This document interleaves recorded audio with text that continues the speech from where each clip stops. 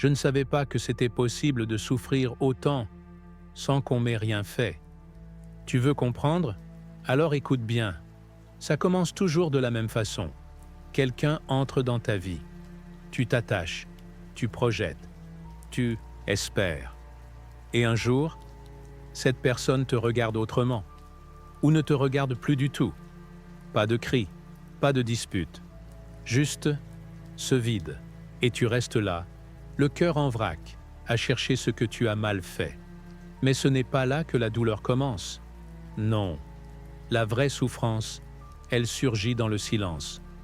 Quand tu continues à t'accrocher à une image, à un souvenir, à une version de l'autre qui n'existe plus, ou peut-être qui n'a jamais existé. Tu ne pleures pas la personne. Tu pleures ce que tu pensais qu'elle représentait pour toi. C'est là que j'ai compris ce que disait Épictète. Ce ne sont pas les événements eux-mêmes qui troublent les hommes, mais l'opinion qu'ils s'en font. Je me souvenais de ces paroles au fond d'un soir froid.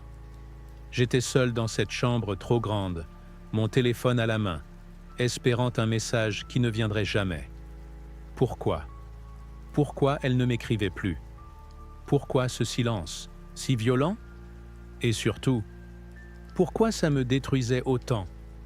J'ai repassé chaque souvenir dans ma tête, chaque moment, chaque regard, chaque sourire. J'essayais de reconstituer un puzzle dont les pièces ne rentraient plus. Et plus je forçais, plus ça me faisait mal. Jusqu'à ce que je réalise l'horreur. Ce n'était pas elle qui me faisait souffrir. C'était moi. Moi qui refusais d'accepter. Moi qui nourrissais encore l'illusion. Moi qui rouvrais la blessure chaque jour en espérant qu'elle guérisse toute seule. On croit que l'autre est responsable. On dit « c'est à cause d'elle que je vais mal ».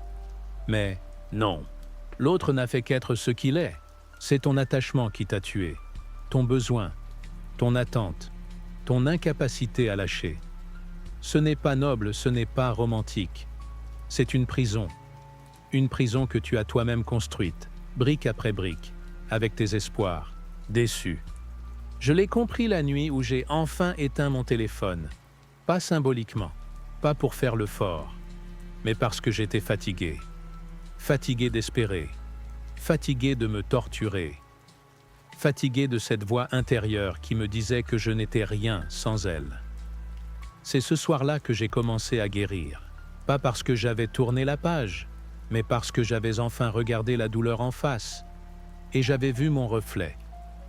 Tu vois, le stoïcisme ne te dit pas de ne plus ressentir, il te dit de comprendre, de reprendre le pouvoir sur ce que tu ressens. Il te force à poser la seule vraie question.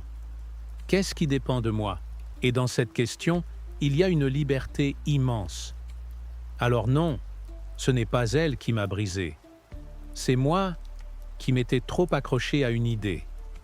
Et quand tu comprends ça, quand tu vois que tu peux décider d'arrêter de souffrir, et pas du jour au lendemain, mais avec une lucidité brutale, tu redeviens vivant. Pas heureux, pas encore, mais libre. Et crois-moi, la liberté, c'est le premier pas vers la paix. C'est dur à entendre, non? Mais c'est la vérité nue, glaciale, que j'ai dû affronter un matin où je n'avais même plus la force de faire semblant. J'étais là, devant mon miroir, à répéter intérieurement les mêmes questions. Pourquoi elle a changé? Pourquoi elle ne m'aime plus? Qu'est-ce que j'aurais pu faire? Et là, une pensée est venue, claire comme un coup de tonnerre. Et si ce n'était pas ton problème? Je ne parle pas d'indifférence. Je parle de lucidité, de cette capacité brutale à séparer le monde en deux sphères, ce qui dépend de moi et ce qui ne dépend pas de moi. Épictète l'a formulé il y a plus de 2000 ans. Mais c'est comme si je l'entendais pour la première fois. Il y a des choses qui dépendent de nous et d'autres qui ne dépendent pas de nous. Tu ne peux pas forcer quelqu'un à t'aimer.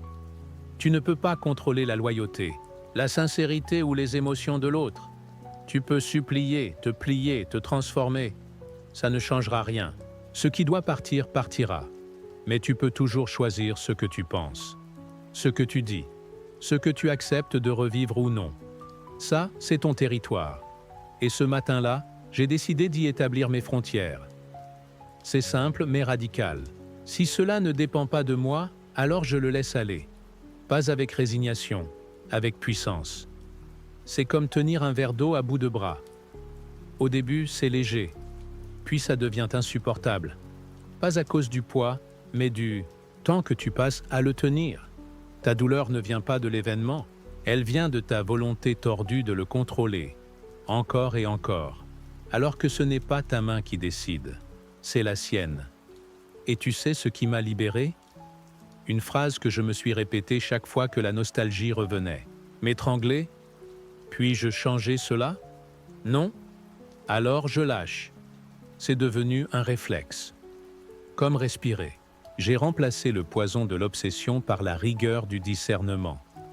Chaque fois que je voulais revenir dans ces messages, relire nos anciens échanges, me convaincre que quelque chose était encore possible, je me posais une seule question. Est-ce que cela dépend de moi? Et si la réponse était non, je laissais tomber. Pas parce que je suis fort, mais parce que je n'avais plus envie d'être esclave. Tu comprends maintenant? Ce n'est pas une philosophie pour les sages. C'est une arme pour ceux qui veulent arrêter de se détruire. Alors, retiens ça.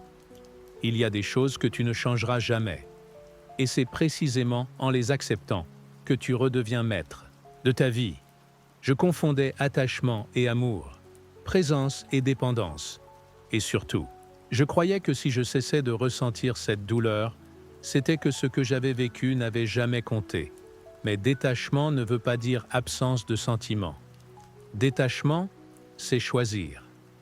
C'est ne plus être emporté comme une feuille dans une tempête à chaque variation du vent émotionnel de l'autre. C'est être l'encre. Tu sais ce que j'ai compris?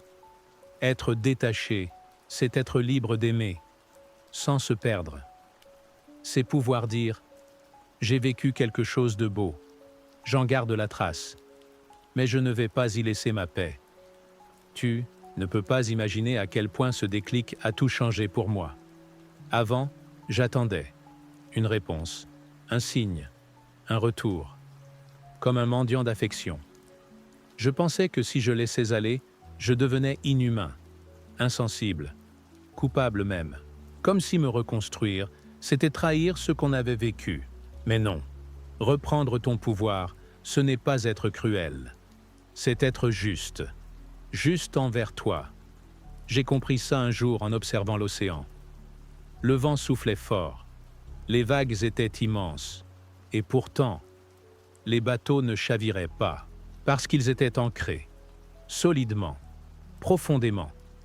C'est ça le détachement stoïcien, être capable d'accueillir l'orage, sans qu'il t'arrache. Ne pas nier l'émotion, mais ne plus être possédé par elle. Ne plus courir après des réponses que l'autre ne donnera jamais. Ne plus transformer un manque en identité. J'ai commencé à m'observer, à sentir les déclencheurs. Le frisson dans la gorge quand je pensais à elle. La colère qui surgissait quand quelqu'un me parlait d'elle.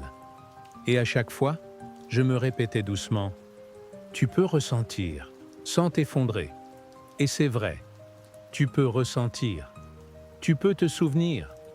Tu peux même aimer encore, mais sans sacrifier ton équilibre. Détachement, ce n'est pas l'oubli. C'est la décision consciente de ne pas laisser le passé gouverner ton présent. Ce n'est pas tuer l'émotion, c'est l'apprivoiser. Et plus tu pratiques, plus tu retrouves une force tranquille, une autorité intérieure, une paix que rien ni personne ne peut t'enlever. Tu n'as pas besoin de devenir dur, tu as besoin de devenir stable. Et ça, c'est 1000 fois plus puissant. Je croyais avoir tout perdu.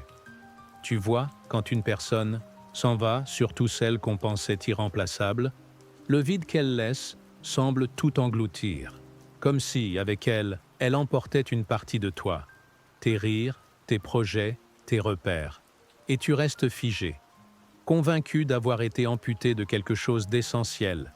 Mais ce n'est qu'une illusion douloureuse, certes, mais une illusion quand même, parce qu'en réalité, on ne perd jamais ce qui ne nous appartenait pas. J'ai mis du temps à comprendre ça. Trop de nuits à chercher du sens dans des mots jamais prononcés. Trop de souvenirs à manipuler comme des objets fragiles. espérant y trouver une vérité, oubliée. Mais il n'y avait rien d'autre qu'une interprétation. La mienne. Marc Aurèle avait raison. Si quelque chose extérieur te trouble, ce n'est pas à cause de cette chose, mais de ton jugement. Ce n'est pas elle qui m'a détruit. C'est l'importance démesurée que je lui avais donnée. C'est le pouvoir que je lui avais cédé sans même m'en rendre compte. J'avais fait d'une relation une identité. Et quand elle est partie, j'ai cru que moi aussi je m'effondrais. Mais ce jour-là, ce fameux jour où j'ai compris que je ne pouvais rien récupérer, quelque chose s'est brisé, oui, mais pas moi. C'était le mensonge. Ce mensonge qui dit que l'amour doit durer pour avoir été vrai, que si ça s'arrête, alors c'était faux. Non. Ce que tu vis a de la valeur, même si ça prend fin, même si ça change, même si ça fait mal. Et surtout, ce n'est pas une perte, c'est une libération. Tu ne le vois pas tout de suite. Au début, tu luttes, tu refuses. Mais à mesure que tu avances, que tu respires sans avoir besoin d'eux, cette personne que tu décides de reconstruire sans elle, tu découvres que tu es bien plus que ce que tu croyais. Tu ne perds pas quelqu'un. Tu rends à la vie ce qui ne t'appartenait pas. Et dans cet acte, il y a une noblesse, une dignité. Tu rends, mais tu ne te vides pas. Tu redeviens. Il y a quelque chose de sacré dans le fait de ne plus courir après ce qui t'a quitté, de ne plus supplier la vie de te rendre ce qu'elle a repris, parce que ce qu'elle t'offre à la place, c'est toi. Pas le toi blessé, cassé qui mendie. Le toi debout, présent, complet. Alors non, tu n'as rien perdu. Tu t'es juste débarrassé de ce qui t'empêchait de voir ta propre lumière. Tu veux savoir quand j'ai cessé de haïr la trahison? Le jour où j'ai compris qu'elle n'était pas une anomalie, mais une possibilité. Constante, inévitable, humaine. Je ne dis pas ça avec amertume. Je dis ça avec lucidité. Une lucidité brutale, froide, mais libératrice. Parce que, tant que tu refuses l'impermanence, tu vis dans la peur, dans la tension, dans l'illusion que tout ce que tu aimes restera figé, intact, fidèle. Et c'est faux. Le stoïcisme m'a appris à me préparer. Pas à devenir paranoïaque, à devenir solide. Les stoïciens appelaient ça la préméditation des malheurs. C'est un exercice mental. Tu t'assieds, tu fermes les yeux, et tu envisages que ce que tu as puisse disparaître, que ceux que tu aimes puissent te décevoir, que l'amour que tu crois éternel puisse s'éteindre sans avertissement. Au début, ça fait mal. Ça te semble presque pervers. Mais ensuite, ça t'éveille. Tu n'aimes plus avec naïveté. Tu aimes avec conscience. Tu ne t'accroches plus comme un enfant paniqué. Tu profites, tu respectes, tu chéris. Et si ça s'effondre, tu ne t'écroules pas avec. Un jour, j'ai relu cette phrase d'Épictète. Ne dis pas « je l'ai perdu », dis « je l'ai rendu ». Et cette idée m'a traversé comme une lame chaude. Je n'avais pas perdu cette personne. Je l'avais simplement rendue à sa route. Elle n'était pas mienne. Rien ne l'était en vérité. Même moi, je ne m'appartiens qu'à moitié.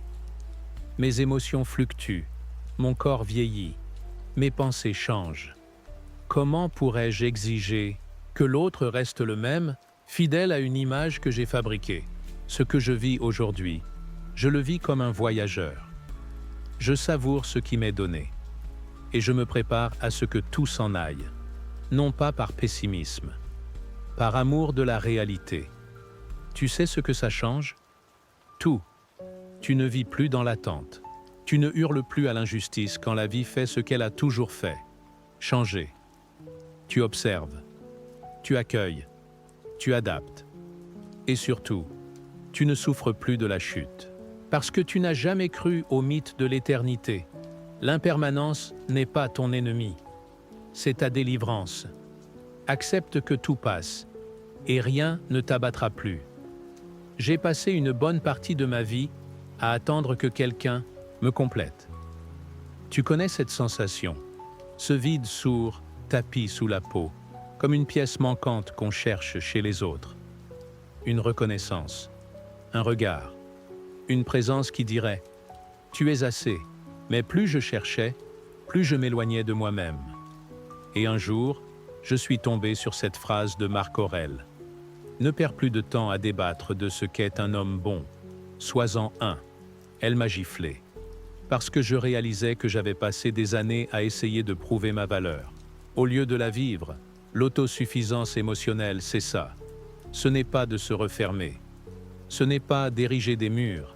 C'est de bâtir un centre, un noyau, solide, paisible, indépendant.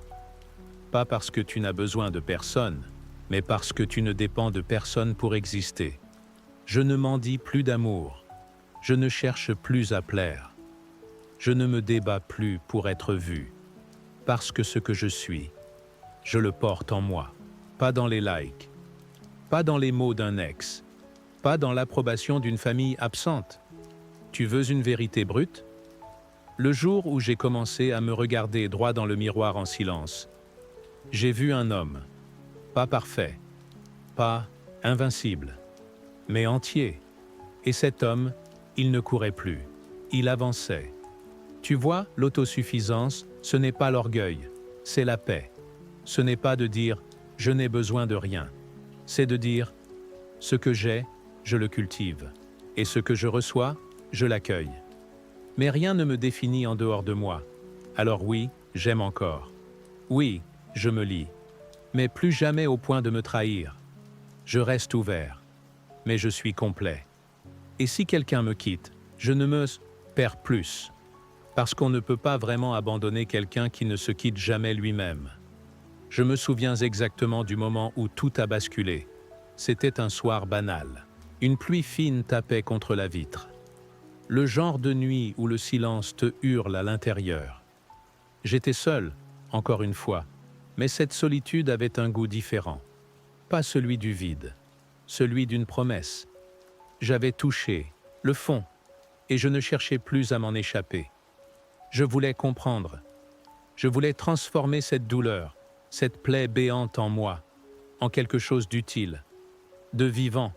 Alors j'ai ouvert un vieux livre de philosophie que je n'avais jamais lu, un recueil d'Épictète. Et là, une phrase m'a arrêté net. Ce qui trouble les hommes, ce ne sont pas les choses elles-mêmes, mais les jugements qu'ils portent sur ces choses. Et j'ai compris.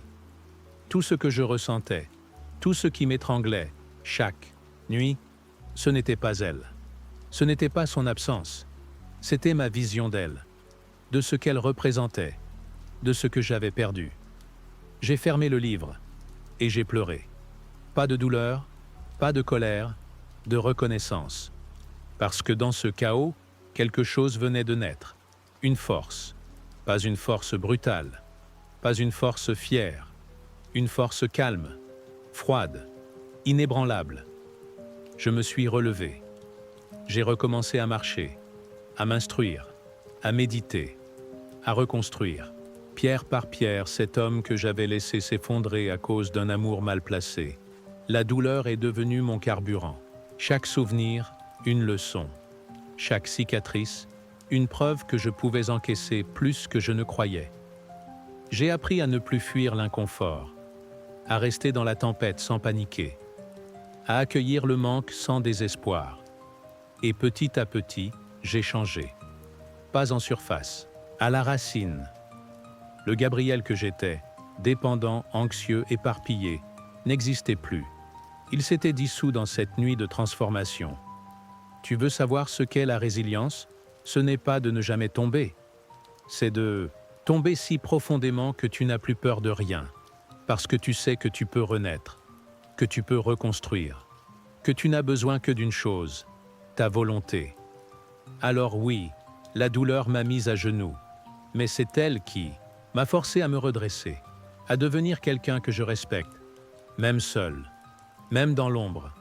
Et crois-moi, ce respect-là, personne ne peut te l'enlever. Je vais te dire une chose que personne n'ose vraiment dire à voix haute. Souffrir est un choix. Pas au début. Non, au début, la douleur te tombe dessus comme une tempête. Tu ne l'as pas vue venir. Tu ne la contrôles pas. Tu la subis. Elle te broie, t'épuise, t'aspire. Mais ensuite, Il y a un moment silencieux, intime, minuscule, où tu pourrais tourner la tête, où tu pourrais dire « ça suffit ». Mais tu ne le fais pas. Tu continues à nourrir la douleur. Tu rejoues les scènes dans ta tête. Tu imagines ce que tu aurais pu dire. Tu revis les messages, les silences, les regards. Et à chaque fois, tu rouvres la plaie. Pourquoi ? Parce que souffrir donne l'illusion que ça comptait, que ça avait du sens, que tu existes encore dans ce lien, même brisé. Mais la vérité, c'est que chaque minute que tu passes à revivre ce passé, tu l'arraches à ton présent, tu crois honorer quelque chose. En réalité, tu t'abandonnes. Je ne te parle pas de tout effacer. Je ne te dis pas d'oublier. Oublier est impossible, inutile, parfois injuste. Mais lâcher, c'est autre chose. Lâcher prise, c'est refuser que cette histoire continue à t'écrire, alors qu'elle est déjà finie.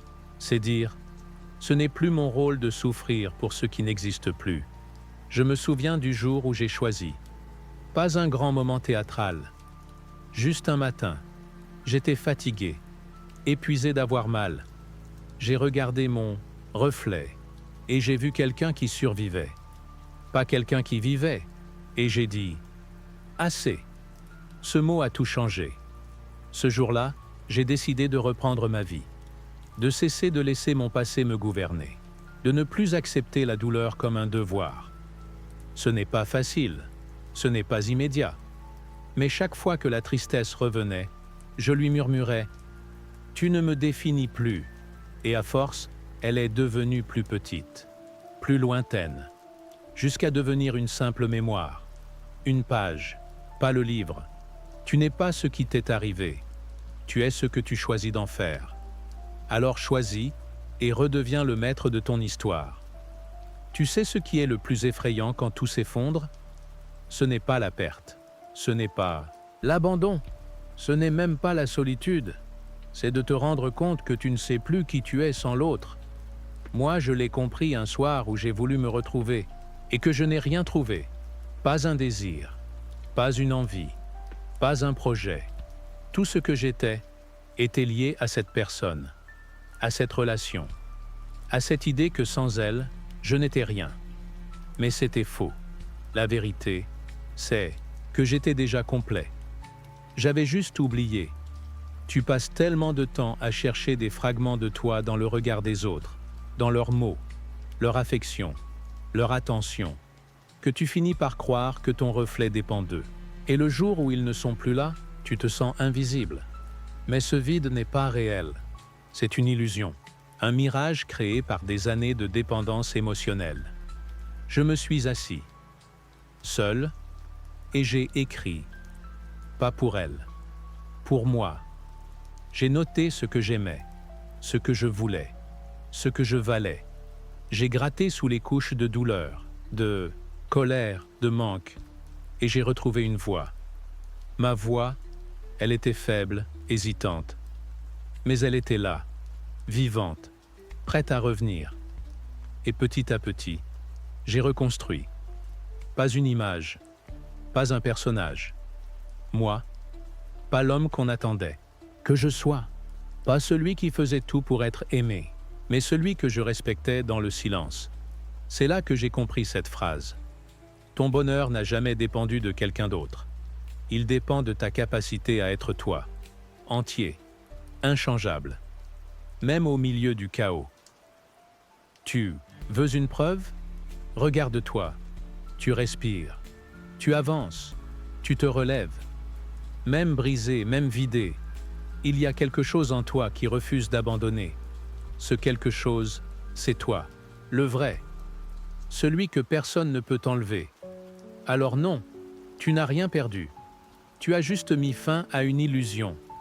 Et maintenant que tu vois clair, tu peux redevenir tout ce que tu étais. Et bien plus encore. Tu veux la vérité ? Tu peux tout changer. Là, maintenant.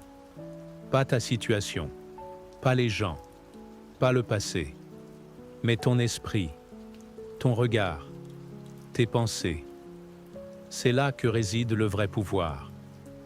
l'âme se teinte de la couleur de ses pensées. Ces mots de Marc Aurèle me sont restés. Ils m'ont réveillé. Parce qu'avant ça, mon âme était noire, teintée de colère, de regret, de rancune. Chaque pensée que j'entretenais ajoutait une couche de douleur à ma peau, jusqu'à ce que je ne sente plus que ça. Mais personne ne m'obligeait à penser ainsi. Je choisissais. Chaque jour. Inconsciemment? Oui. Mais je le faisais. Et ça, c'est une leçon que peu veulent entendre. Ce que tu nourris dans ton esprit finit par te posséder. Nourris la blessure, elle devient ton identité. Nourris la haine, elle devient ton filtre. Nourris le passé, il devient ta prison. Un matin, j'ai décidé de ne plus nourrir la douleur. Pas par magie, pas parce qu'elle avait disparu, mais parce que j'avais compris que je lui donnais chaque jour la cuillère pour me dévorer de l'intérieur.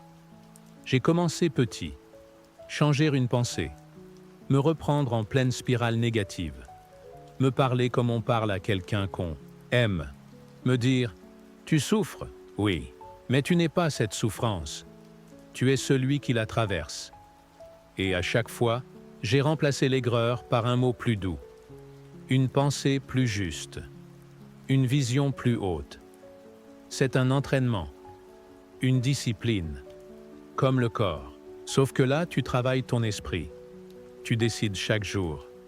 Est-ce que je vais nourrir ce qui me détruit ou ce qui me relève? Et la beauté de cette pratique, c'est que personne ne peut te l'enlever. Personne ne peut penser à ta place. Personne ne peut colorer ton âme sans ta permission. Alors aujourd'hui, choisis l'amertume ou la sagesse, le regret ou la paix, le poids ou l'élan.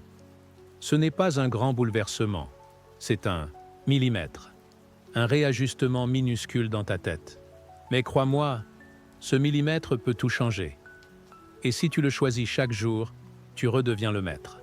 Pas du monde, pas des autres, mais de toi. Et c'est tout ce dont tu as jamais eu besoin. Alors écoute bien, car ce n'est pas la fin, c'est le début. Tu es arrivé jusque-là. Tu as traversé ces 10 chapitres. Tu as reconnu ta douleur, compris ses racines, identifié tes chaînes. Et maintenant, tu n'as plus d'excuses. Tu ne peux plus dire « je ne savais pas ». Tu ne peux plus prétendre que c'est l'autre qui t'a détruit. Tu ne peux plus vivre comme si ta paix dépendait d'un message, d'un retour, d'une réparation qui ne viendra jamais. Tu sais maintenant que tout commence ici, dans ton esprit, dans ton choix, dans ta responsabilité. Tu as découvert ce que les stoïciens savaient depuis des siècles, que l'attachement mal dirigé est un poison, que ce qui trouble l'homme n'est jamais l'événement, mais son jugement, que l'on ne perd jamais ce qui ne nous appartenait pas, que toute perte est en réalité une libération, que tu es complet, déjà, et que rien ni personne ne t'a jamais vraiment défini. Tu as appris à voir l'impermanence non pas comme une menace, mais comme une vérité qui rend chaque instant plus précieux. Tu as compris que la souffrance, aussi réelle soit-elle, devient un choix dès qu'on refuse d'en faire un refuge. Tu as cessé de mendier ce que tu peux générer, en toi-même. Tu as transformé la douleur en force, et tu as repris le contrôle de l'unique chose que tu posséderas toujours, ton esprit. Alors je te le demande une dernière fois, et cette question, tu vas devoir y répondre seul. Pas pour moi, pas pour quelqu'un d'autre, pour toi. Vas-tu continuer à souffrir pour ce qui n'existe plus, ou vas-tu reprendre ta vie en main, ici, maintenant? Tu n'es plus l'homme, brisé. Tu n'es plus l'être en attente, tu es celui qui choisit. Et si tu veux ancrer ce choix, ne le garde pas pour toi. Crée ton propre acte symbolique. Écris-le, dis-le, incarne-le. Mon esprit est à moi. Ma paix est à moi. Ma vie est à moi. Parce qu'au fond, tu n'as jamais été vide.